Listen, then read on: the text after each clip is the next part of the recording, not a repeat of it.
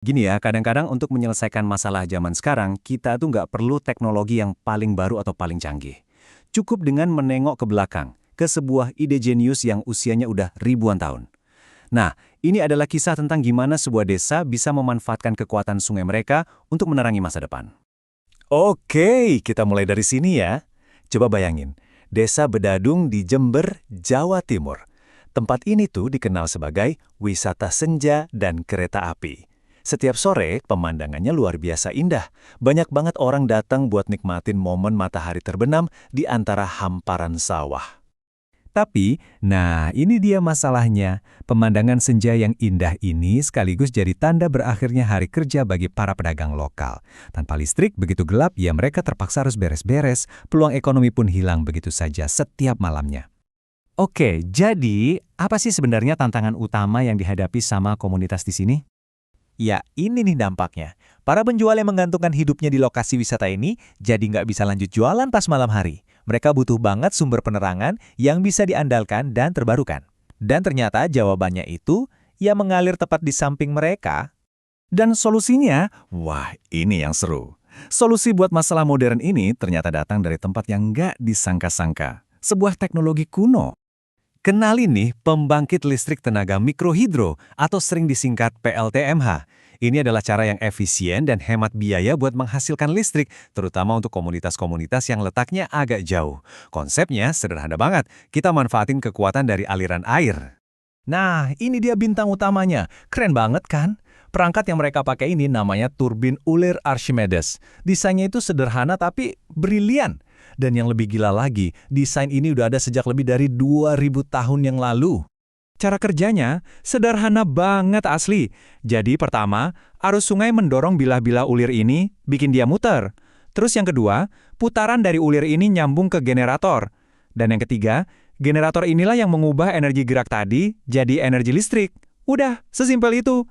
Tapi kan punya ide doang nggak cukup ya. Komunitas ini sadar kalau mereka harus benar-benar turun tangan buat mewujudkan ide ini jadi kenyataan. Dan lihat deh, foto ini benar-benar nunjukin semangatnya. Ini tuh bukan proyek yang dikasih, tapi proyek yang mereka bangun bareng-bareng. Mereka pakai pendekatan learning by doing, jadi semua orang benar-benar terlibat langsung di lapangan. Totalnya ada 55 orang loh yang ikut. Ini gabungan dari warga setempat dan juga mahasiswa. Kelihatan banget kan antusiasme dan semangat gotong royong mereka untuk nemuin solusi bareng-bareng. Tentu aja muncul pertanyaan teknis yang penting. Gak bisa cuma asal pasang turbin kan, mereka perlu cari tahu cara mengoptimalkannya. Jadi pertanyaannya, gimana sih posisi terbaik turbin ini biar bisa menghasilkan listrik paling banyak? Dan setelah diuji coba, apa yang mereka temukan? Ternyata jawabannya ada di satu penyesuaian kecil yang ngasih perbedaan besar. Nah, ini dia kuncinya. Jadi tim ini melakukan 2 tes.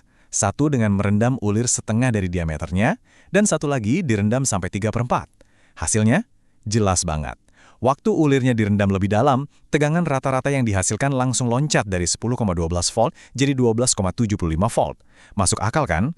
Makin dalam terendam, makin banyak permukaan bilah yang kena dorongan arus air. Putarannya jadi lebih kuat, dan hasilnya, listriknya lebih banyak. Dan inilah hasilnya, sebuah bola lampu yang menyala terang. Ini adalah bukti nyata dari kerja keras, kolaborasi komunitas, dan eksperimen cerdas mereka. Sebuah kemenangan kecil, tapi artinya besar banget. Eits, tapi ceritanya belum selesai sampai di situ. Ternyata, alat kuno yang keren ini punya lebih banyak kegunaan loh, nggak cuma buat nyalain lampu aja. Iya, salah satu kehebatan ulir Archimedes ini adalah dia fleksibel banget. Desain yang sama bisa disesuaikan untuk berbagai macam kebutuhan lain. Coba deh lihat ini, ulir yang sama bisa dipakai buat irigasi, mindahin air ke sawah, bisa juga buat aerasi, nambahin oksigen ke kolam ikan. Bahkan bisa dipakai buat menguras daerah yang banjir. Dan yang paling keren, teknologinya ini ramah ikan. Jadi putaran yang pelan itu nggak akan menyakiti ikan-ikan yang mungkin nggak sengaja masuk. Luar biasa ya? Ini benar-benar bikin kita mikir ya. Kisah dari Desa Bedadung ini nunjukin kalau terkadang inovasi terbaik itu bukan tentang menciptakan sesuatu yang benar-benar baru, tapi tentang menemukan kembali kearifan dari masa lalu. Jadi pertanyaannya sekarang, solusi-solusi berlian dari zaman dulu apalagi ya, yang sebenarnya sudah siap kita gunakan untuk menjawab tantangan hari ini?